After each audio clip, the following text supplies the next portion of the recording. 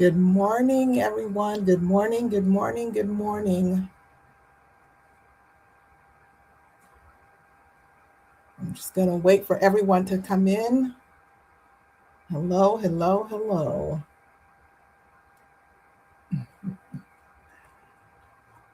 All right, let's see here. Good morning, everyone. I hope that wherever you are having an amazing day. Yes, I will be live in a few seconds. Just give me a minute or two. Make sure everything is working well. Okay.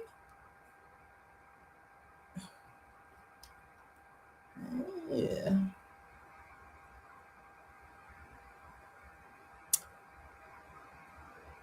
I think that we are live. If you can hear me, if you can see me, please let me know. All right.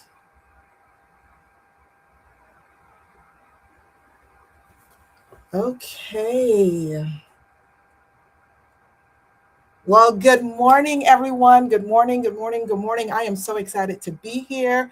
For those of you that don't know me, my name is Teresa V. Smithen-Quintana, and I am excited to be here. So we are just going to get right into it. I want to talk to you today about something that most people don't really say out loud.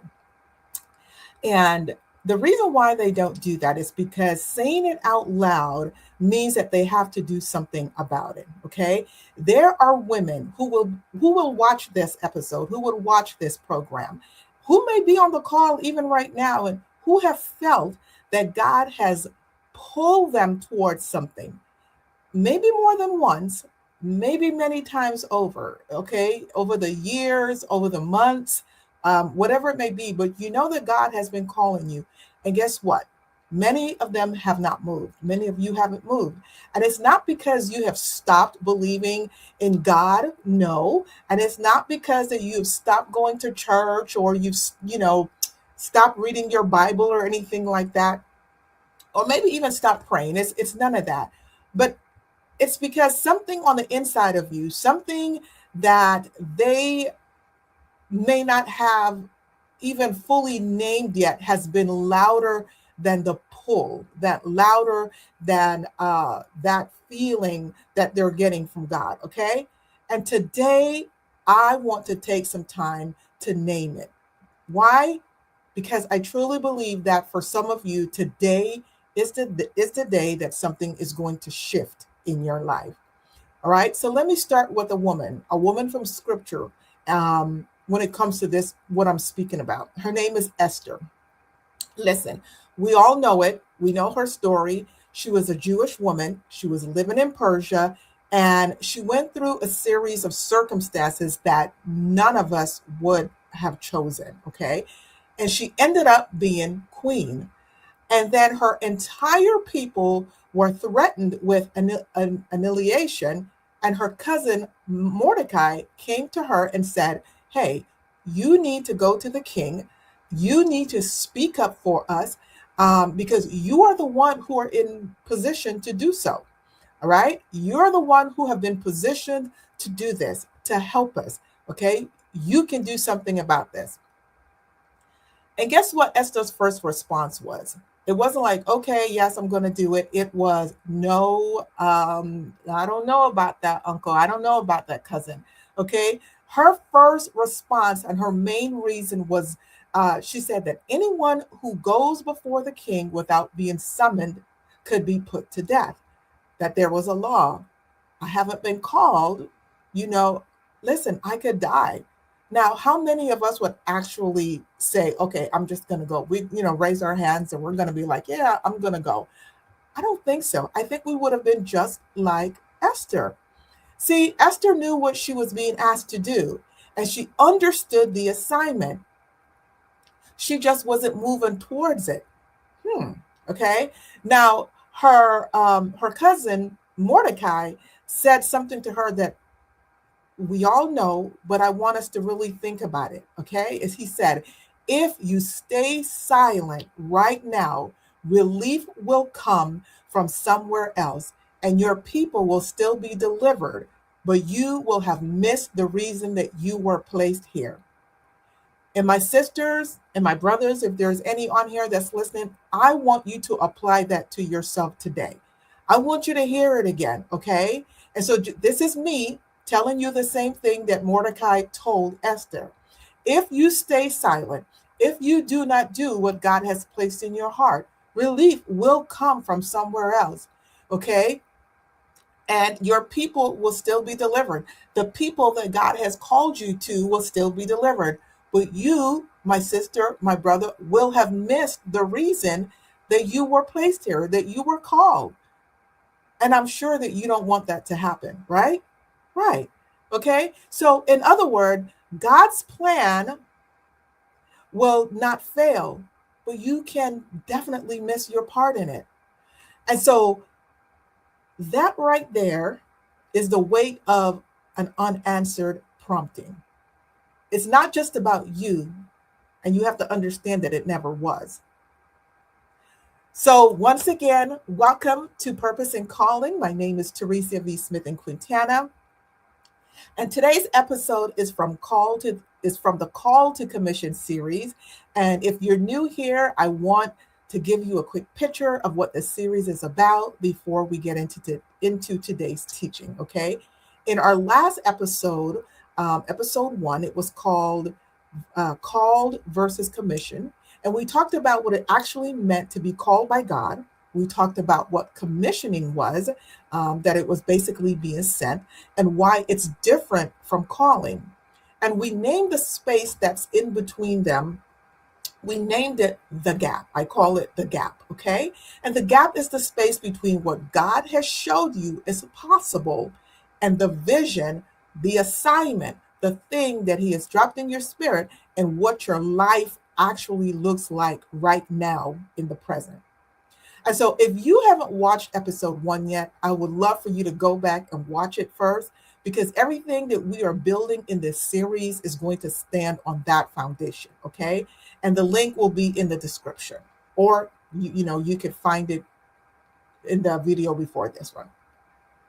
So today we're going somewhere a little different. We're going to talk about what happens before the gap even begins, the moment that God pulls you towards something and you don't respond.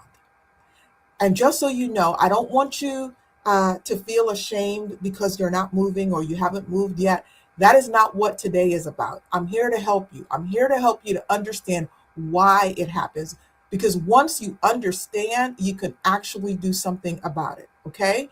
So let's start with what the pull actually is. Why? Because I think sometimes we dismiss it, I should say, before we even respond to it, simply because we don't understand what we're actually experiencing. So in 1 Kings 19, the prophet Elijah was hiding in a cave, okay? He was exhausted. He was afraid. He had just done one of the most dramatic things that, any prophet in his day and time had done. And now he was running for his life. He was basically complaining to God. How many of us have complained to God? I know I have plenty of times, right? But have you ever had a season like that where, you did everything that you felt like God may have told you to do, and then some. And instead of a positive outcome, you experienced a negative one, okay? Something negative came instead. I mean, I know that I have. And it can be disorienting in a way that's even hard to explain to someone that hasn't experienced it, right? So Elijah was basically in that place. And God didn't show up in the wind, and God didn't show up in the earthquake. God didn't show up in the fire, okay? And God was like, okay, and Elijah is talking to God. He's basically complaining. He's like, God, I did everything you told me to do. And now this woman is trying to kill me. Where are you, God? And God was probably like, and? When I picture that conversation between the prophet Elijah and God, sometimes I have to laugh because I can see myself in that situation, right? And God is sitting up in heaven. And he's like, and daughter, and I didn't say it was going to be easy. How did God show up? He showed up in a still small voice. He showed up in a gentle whisper. And it was quiet enough to miss if you weren't listening. If the prophet Elijah wasn't listening, he would have missed it. Okay, it was quiet enough to dismiss if um if he wasn't listening hard enough. And so that's how God most often communicates when he's prompting us. Not with a billboard, okay? It's not going to be this big booming voice from heaven. Sometimes it is a quiet, persistent, internal knowing that keeps coming back no matter how many times that you try to set it aside. And sometimes you find yourself in situations or places where your influence is creating a change for people that is around you, and you didn't even plan for it. Okay, you weren't looking for that to happen. Okay, sometimes doors open, people come to you. There could be opportunities that keep finding you in a specific area. And my sister, that is not coincidence. That is probably a prompting from God the Father showing you where He already wants you to move, where He's trying to move you through. And so, my sister, that is what I call the pull. It's a prompting, it's not a suggestion, okay? It's an invitation into your assignment. And how you respond to it matters than most of us have been taught, right? So, here's something that I want to share with you.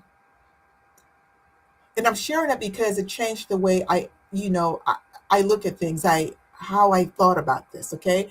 I heard someone say something recently that stopped me in my tracks. They were talking about they know when they're supposed to do something, and they said, I can tell by how afraid I am. So let me say that again. They said they could tell that they were on the right track by how afraid they were. And something in me opened up when I heard that. And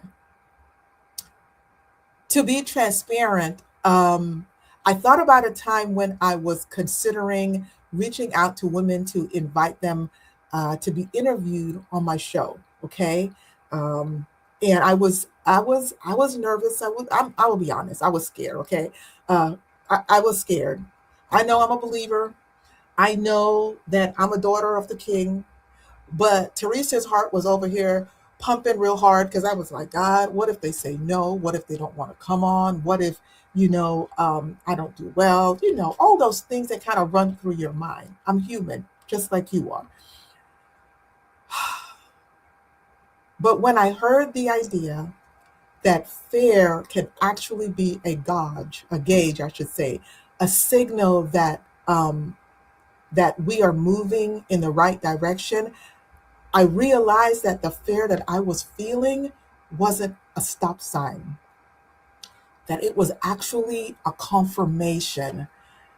And so the thing that I was most afraid of, the thing that I was most afraid of doing, was the very thing that I was supposed to do. And so, my sister, I want to ask you something before we go any further. Is there something that God has been pulling you towards that you've been afraid of? Hmm? Because that fear might not be telling you to stop. It might be telling you that you're standing right in front of your assignment. So, why don't we respond? Well, some of us don't respond because the question is which reason is yours, okay? What is your reason? And so I want to talk through real reasons, not the surface ones. Okay. Our person, many women of purpose, we don't respond because of fear of failure. Let's look at Jonah. Okay.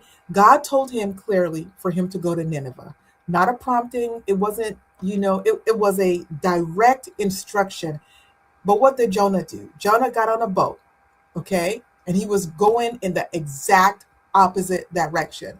Jonah was like, nah, God, you got the wrong dude. I'm not going over there. That's not my assignment. No, God, I don't want to do that. Okay. And so when we read the story and we think about how he could, and we ask the question, like, how could Jonah run from God?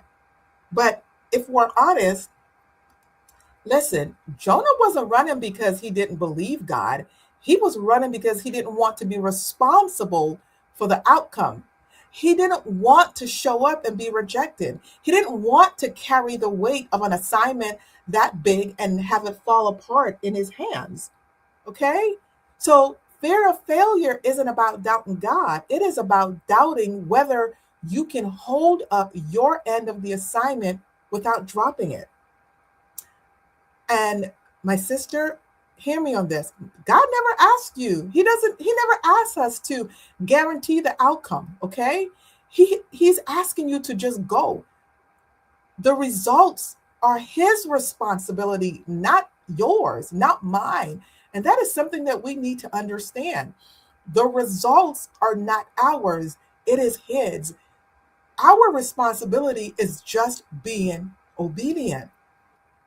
Now, I think the second reason is fear of what people think. Okay. Look at Saul. Before he became king, Samuel came to anoint him and they couldn't even find him. Okay. You know where he was? He was hiding. He was hiding among the baggage. Okay. Um, the man that God already chose to be king of Israel was literally hiding because he didn't want to be seen. Think about that. He didn't want to be seen. And I think that's a very human moment because most of us haven't been there. I should say we have been there. We don't want to be seen. We don't necessarily want people in our lives. We don't want people judging us. I get it. I understand that. I've been there. Okay. And so we felt God pulling us towards something visible, something that would require us to step out in front of people, and our first instinct was to find somewhere to hide. Okay, you know what they say if I fail? What will they think if this doesn't work out? What if they don't receive me? What if I get on here, Father God, and this live that I'm supposed to be doing doesn't come out right? Okay, I've had that. I've had that. I'm sitting here and I'm thinking, God, I hope this live comes out right, that everything is gonna be okay, that people are gonna show up. Listen, okay, when I tell you I have walked through these steps, I have walked through these steps. I have been there, I have experienced it. Okay? Listen, the fear of people's opinions have kept more callings quiet than almost anything else that I know of. But this is what I've learned, that the people that you're afraid of dealing with, okay, they have their own they have their own fears, okay? They have their own fears, and some of them are dealing with the same thing that you are, right? Most of them are quietly hoping that someone will go first. Like seriously, you know? And so the third reason is being or feeling unworthy or unqualified. So let's look at Gideon. God sent an angel to him and called him a mighty warrior. And Gideon's response was essentially, have you seen me? He said, my clan is the weakest in Manasseh, okay? And I'm the least in my family. Gideon disputed whether God was even speaking to him, okay? Not to him, right? And I think that that's exactly where a lot of women get stuck. Not that I don't believe God can do this, because many a times we believe God can do it. We just don't believe, sometimes that he will choose us to do it. Okay. So you may look at your education, you may look at your background, your past mistakes, your current circumstances, and then you build a case as to why someone else would be a better fit for the assignment. But God didn't come to Gideon with a list of qualifications. He came with a calling. So, my sister, God isn't coming to you with a list of qualifications. He's coming to you with a prompting. He's coming to you with a calling. He's coming to you with an assignment. Listen, and he called Gideon for what he saw in him, not what Gideon currently saw in himself. And the same goes with you. He's calling you because of what he has already seen in you, okay? Not what you see in yourself. You are beautiful. You are equipped. You are chosen. You are called. You are able. You are gifted. You are strong. And you can do what God has placed in your heart. Listen, God does not call the qualified, He qualifies the call. And so the fourth reason, and this one is the most subtle, it's not trusting that you actually heard from God. So let's look at Abraham. Okay, God told him to leave everything he knew in his country, his people, his father's household, and to go to a land that God hadn't even named just yet. Okay, he said, just go, and I'll show you where when you get there. Okay, how many of us would have done that? I don't know. Okay. How many of us would have really done that? God says, okay, well, I want you to go to this particular country. And when you get there, then I'll tell you what to do. Like, really? In this day and age, how many of us would have actually really done that? And so, guess what? Abraham went. Okay. Abraham went. But, okay, what happens right before he went? The moment that he had a choice, I should say, he had a choice. He probably said, is this God or is this just me? Okay. And that question can live in all of us. We feel something, we sense something, and then immediately our minds start to cross examine it. Was that God? Right? Was that God or was it just me? And we ask ourselves, is it something that I just want? And while we're in the middle of the cross examination, we don't move. Okay, we're waiting for some sort of certainty that may never come the way that we're expecting it to.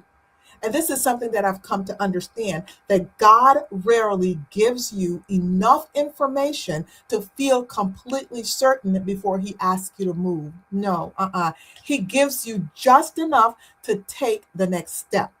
And then he reveals more as you go. See, faith was never designed to operate on certainty. That's not faith. That's just logic, okay? And so let me be honest here for a minute, because I want you to be more upfront than just this story that you think that I'm telling you. Once again, like I said, I have experienced every one of these steps, okay? There were things that God was calling me towards over the years, and I kept finding reasons to delay. And looking back, most of those reasons were just fear wearing a disguise. It was just a disguise. It was fear. At the end of the day, that's what it was. It was fear. I didn't want to be out and have people judge me. I didn't want to have people, at the end of the day, judge me, because that's the society that we live in, okay? And so the gap between God's prompting and the yes is something that I can't get back, or can't get back, I should say, and I'm not saying that to make you feel some sort of a way. I don't want to say that I'm building a pressure inside of you, but I'm saying that because I just generally don't want you to hold back from what God has in store for you, okay? So let's go back to Esther for a moment, okay? Because the story doesn't end with her hiding behind the law. Okay, Mordecai said to her, he said,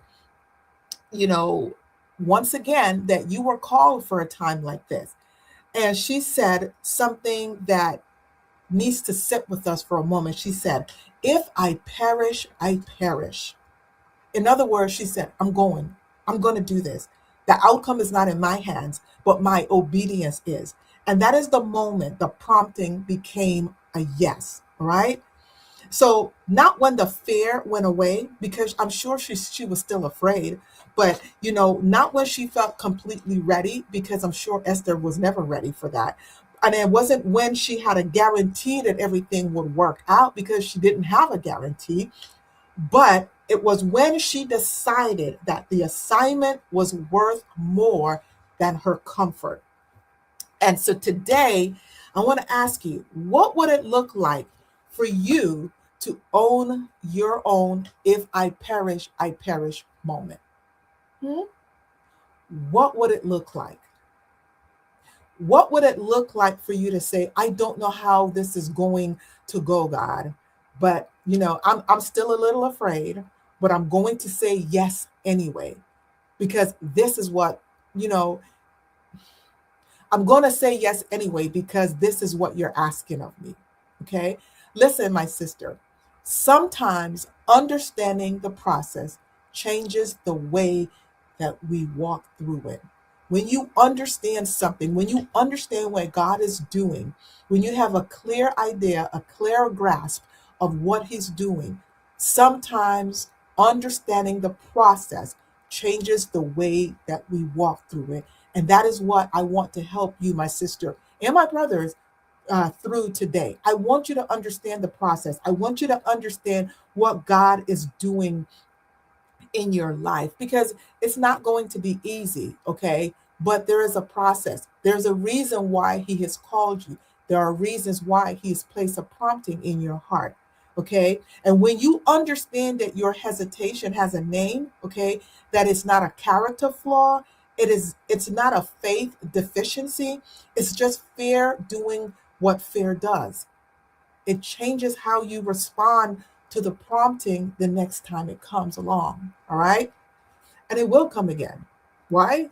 Because God is still tapping you on your shoulder for such a time as this. And I want to talk about faith here for a moment. Okay.